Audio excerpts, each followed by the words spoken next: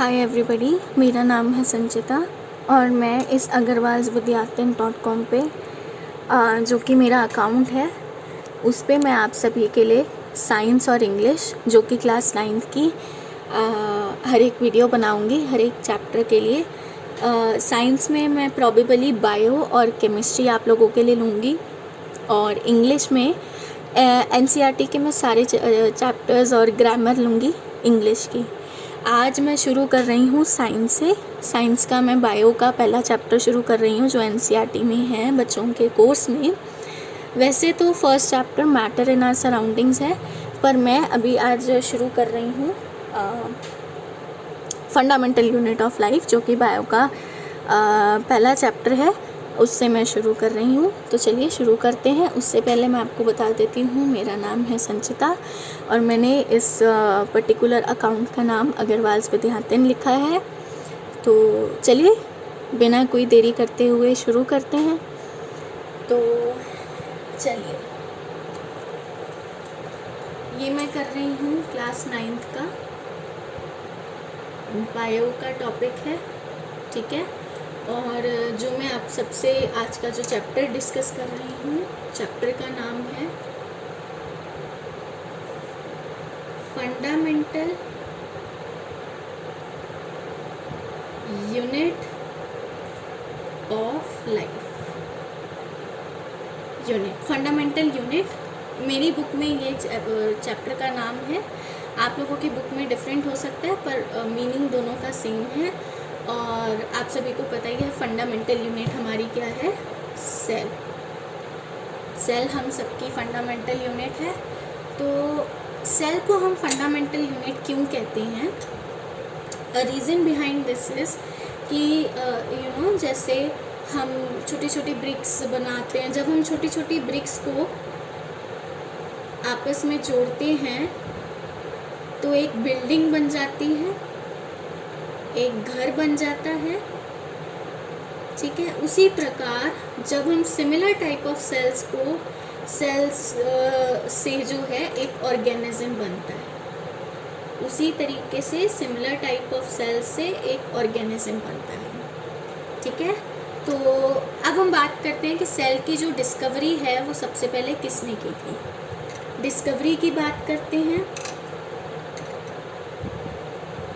Discovery तो cell की जो सबसे पहली जो सेल की डिस्कवरी की थी वो की थी रॉबर्ट हुक ने।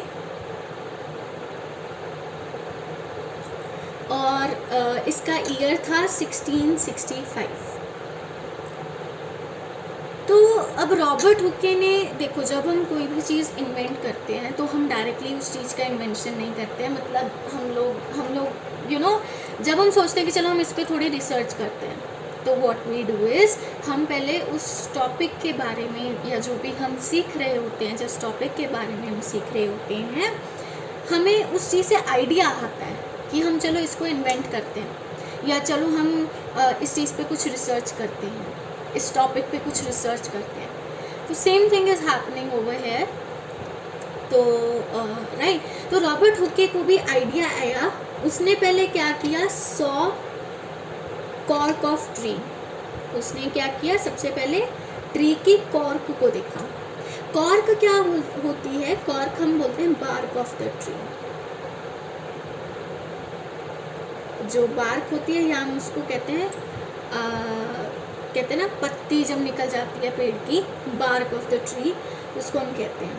अब उस कॉर्क में यानी उस बार्क ऑफ ट्री में उसने क्या देखा था, ही सॉ डिफरेंट लेयर्स, ठीक है। What he saw was, he saw different layers in that, different layers in that. और वहाँ से from that he got an idea,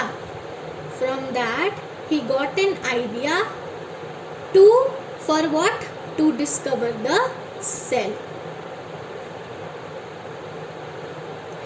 And when he saw it looked like, वो किसकी तरह दिख रहा था? It looked like honeycomb. एक honeycomb मधुमक्खी का जो छत्ता होता है, ठीक है, एक honeycomb की तरह दिख रहा था। honeycomb ऐसा हनीकॉम, ऐसा मधुमक्खी का छत्ता विच हैड सेवरल कंपार्टमेंट्स, जिसमें सेवरल कंपार्टमेंट्स थे, विच हैड सेवरल कंपार्टमेंट्स। यहाँ से अब आपने सिर्फ रॉबर्ट हुके के बारे में ही नहीं पढ़ना, आप लोगों को इसके साथ साथ कुछ और साइंटिस्ट के बारे में भी बताया गया है, आपकी एनसीईआरटी में मेंशन है, आप लोगों को उनके भी नाम लर्न करने हैं। पहला नाम तो रॉबर्ट हुके का था, सेकेंड नाम था ल्यूवेनहोइक का। ठीक है, हम टर्म बाय टर्म पहले साइंटिस्ट के नाम लर्न कर लेते हैं। तो हमारा पहला जो साइंटिस्ट था, ही वॉज रॉबर्ट हुके। मैं फिर से लिख रही हूँ, रॉबर्ट हुके, राइट। इसने जो भी इन्वेंशन किया था वो 1665 में किया था। किसका इन्वेंशन किया था? सेल का। ठीक है, अब सेकंड हम बात करते हैं ल्यूवेनहोइक की। ल्यूवेनहोइक ने 1674 में कुछ इन्वेंट किया। उसने क्या इन्वेंट किया, क्या डिस्कवर किया? फ्री फ्लोइंग सेल्स, या आप इसको कर सकते हैं फ्री मूविंग सेल्स। ठीक है, फ्री मूविंग सेल्स कहाँ पे? इन पॉन्ड वाटर। ठीक है, अब सेल्स जो है वो ऐसी हवा में तो उड़ेंगे नहीं, किसी चीज़ में होंगे, तो उन्होंने जो है माइक्रोस्कोप के थ्रू पॉन्ड वाटर में फ्री मूविंग सेल्स को डिस्कवर किया। ठीक है, और थर्ड हमारा था, third scientist that we have was Robert Brown. ठीक है, थर्ड साइंटिस्ट था हमारा रॉबर्ट ब्राउन। रॉबर्ट ब्राउन, इन्होंने जो भी डिस्कवरी की, जो भी इन्वेंशन किया, ये इन्होंने किया 1831 में। ठीक है, ये इन्होंने किया 1831 में। और इन्होंने क्या डिस्कवर किया? इन्होंने डिस्कवर किया nucleus of the cell. Nucleus of cell, cell का जो न्यूक्लियस होता है उसको डिस्कवर किया। ठीक है, अब नेक्स्ट हम चलते हैं। नेक्स्ट हमारा है पुरकिंजी। नेक्स्ट हमारा है पुरकिंजी। पुरकिंजी ने क्या किया? 1839 में डिस्कवर किया कुछ, नाम है पुरकिंजी। ठीक है, पुरकिंजी ने 1839 में डिस्कवर किया कुछ, और क्या डिस्कवर किया? इन्होंने डिस्कवर किया टर्म प्रोटोप्लाज्म। प्रोटोप्लाज्म। ठीक है, और इसके बाद हमारा जो नेक्स्ट साइंटिस्ट है वो हमारे दो कॉमन साइंटिस्ट हैं। उन दोनों साइंटिस्ट ने सेल थ्योरी को डिस्कवर किया। ठीक है, उन दोनों साइंटिस्ट ने सेल थ्योरी को डिस्कवर किया, तो उनके नाम जो है वो मैं कॉमनली ले रही हूँ। ठीक है, स्केलेडियन एंड स्क्वान। स्केलेडन एंड स्वान, इन दोनों साइंटिस्ट ने ही क्या डिस्कवर किया है? सेल थ्योरी को इन्होंने डिस्कवर किया है। स्केलेडन ने जो है 1838 में डिस्कवर किया, और स्क्वान ने जो है वो 1839 में डिस्कवर किया। ये दोनों ईयर कुछ कॉमन से हैं, तो मैं आप लोगों को प्रेफर करूँगी कि इनको ध्यान से आप देख के लर्न करिएगा। ठीक है, तो ये आपके हो गए साइंटिस्ट, और ये मैंने आपको करा दी हैं इनकी डिस्कवरीज, जो हमारे इस चैप्टर के इंट्रो में आएंगे। चलिए अब हम थोड़ा सा सेल के डिटेल में चलेंगे। पहले आप लोग इसको अच्छे से देख लीजिए और समझ लीजिए, फिर हम चलेंगे आगे।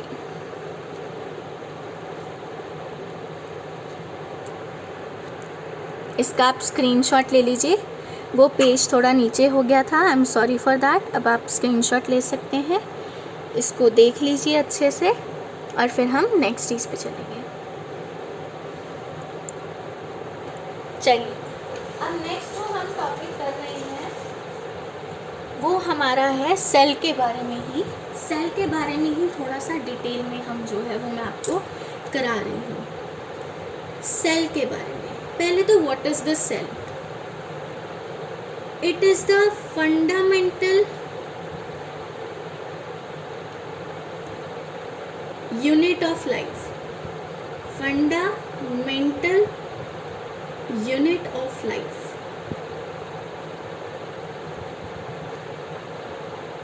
ठीक है, क्या है? फंडामेंटल यूनिट है लाइफ की, and basic structural unit, and basic structural unit. ये मैंने आपको पहले ही बता दिया है कि इसको फंडामेंटल यूनिट और बेसिक स्ट्रक्चरल यूनिट क्यों कहते हैं। ठीक है, ये हमारा हो गया फर्स्ट डिफाइन सेल के लिए। अब मैं दो इम्पॉर्टेंट डिफाइंस आपको कराने जा रही हूँ जो सेल से ही रिलेटेड हैं। एक हमारा है साइटोलॉजी, साइटोलॉजी, और एक सेल बायोलॉजी। साइटोलॉजी क्या है? It is the branch of science, science की वो ब्रांच है, branch of science that deals with morphological, ये सारे एस्पेक्ट्स हैं। ठीक है, मॉर्फोलॉजिकल। ठीक है, फिर हम लिखेंगे बायोकेमिकल, केमिकल से भी रिलेटेड होती है, बायोकेमिकल, साइकोलॉजिकल, साइकोलॉजिकल। ठीक है, उसके बाद genetical, genetical and pathological, pathological aspects of cell.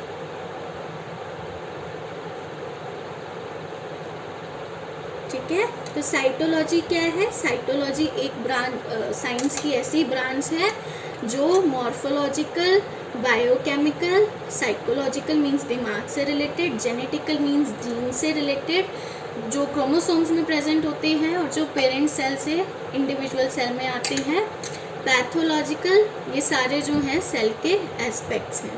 और साइटोलॉजी साइंस की वो ब्रांच है, ब्रांच है जिसमें ये सारे एस्पेक्ट्स जो हैं वो प्रेजेंट होते हैं। अब हम चलते हैं थर्ड डिफाइन पे, जो कि है सेल बायोलॉजी पे। सेल बायोलॉजी, सेल बायोलॉजी क्या होती है? It is the study of cell, it is the study of cell,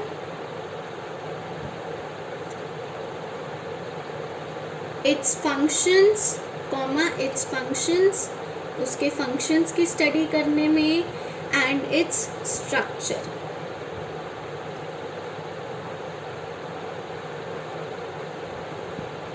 मतलब सेल के बारे में एक ऐसी स्टडी है जो हर बच्चा करता है और हर साइंटिस्ट करता है, उसके फंक्शन से रिलेटेड और उसके स्ट्रक्चर के बारे में जो है वो उसमें पढ़ाया जाता है, उसकी स्टडी में सेल बायोलॉजी में पढ़ाया जाता है।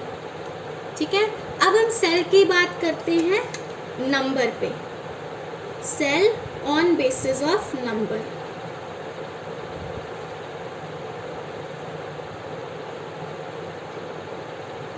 सॉरी, यहाँ पे हम लिख देते हैं cell on basis of number. यहाँ पे आप लिख सकते हैं, ऐड कर लीजिए, division of cell, division of cell on basis of number. यहाँ से मैंने एक डिफरेंट टॉपिक शुरू कर दिया है, division of cell on the basis of number. तो division of cell on basis of number जो है वो दो टाइप्स में होता है, यूनिसेल्यूलर एंड मल्टीसेल्यूलर। ठीक है, सेल्यूलर। ठीक है, इनके बारे में मैं पहले आपको एग्जांपल्स दे देती हूँ इनके। ठीक है, यूनिसेल्यूलर के एग्जांपल्स हो सकते हैं एल्गी, देन क्लमाइडोमोनास। ठीक है, और इसमें आप पैरामीशियम भी ले सकते हैं। और मल्टी सेल्यूलर के एग्जांपल्स हैं ह्यूमन बींग्स,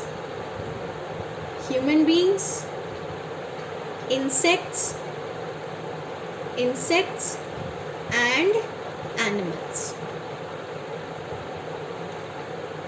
अब होते क्या हैं। पहले मैं बात करती हूँ यूनिसेल्युलर की। These are those organisms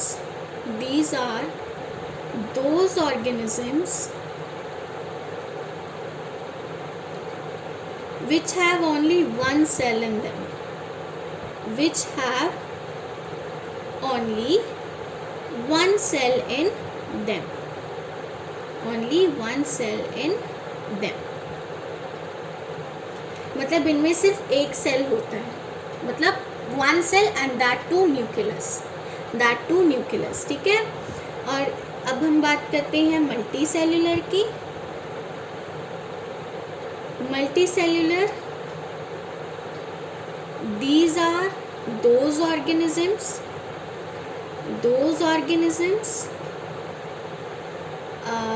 okay, which have more than two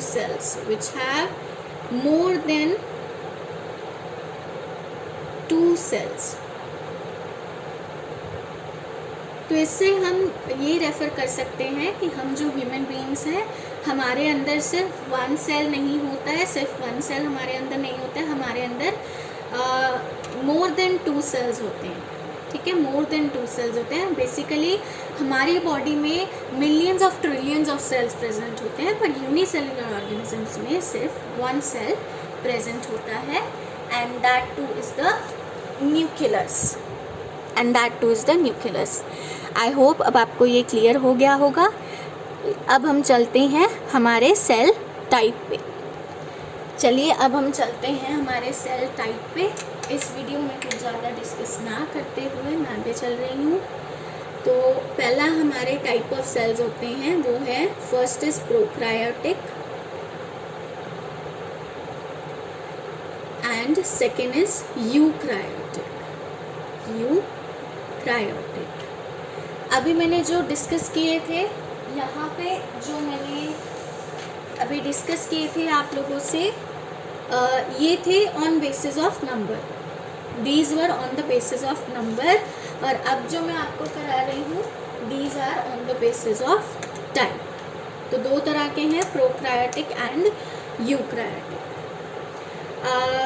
इनके मैं एग्जांपल्स आपको नेक्स्ट वीडियो में दे दूँगी अगर पॉसिबल हुआ, ठीक है। वैसे इनके बहुत ही रेयर एग्जांपल्स हैं।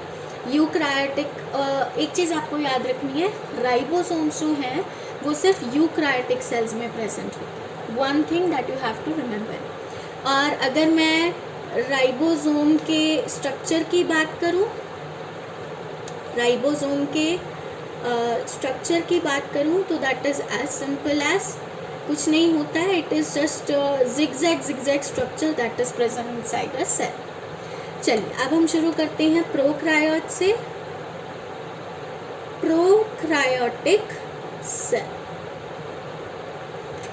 ऑर्गेनिजम्स, नहीं sorry, the cells which have no nuclear membrane in them,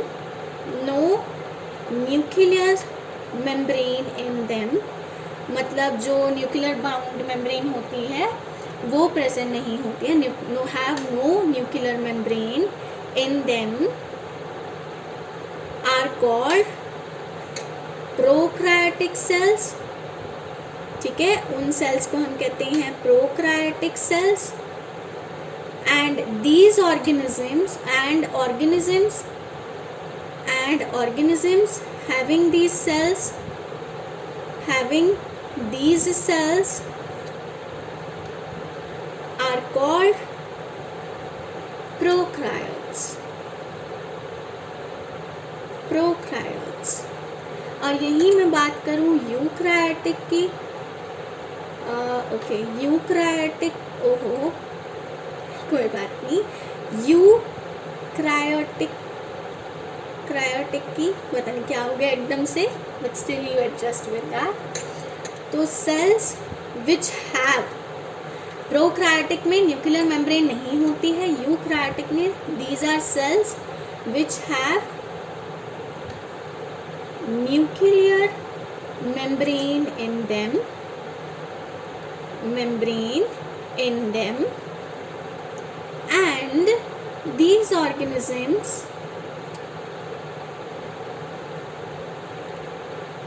are called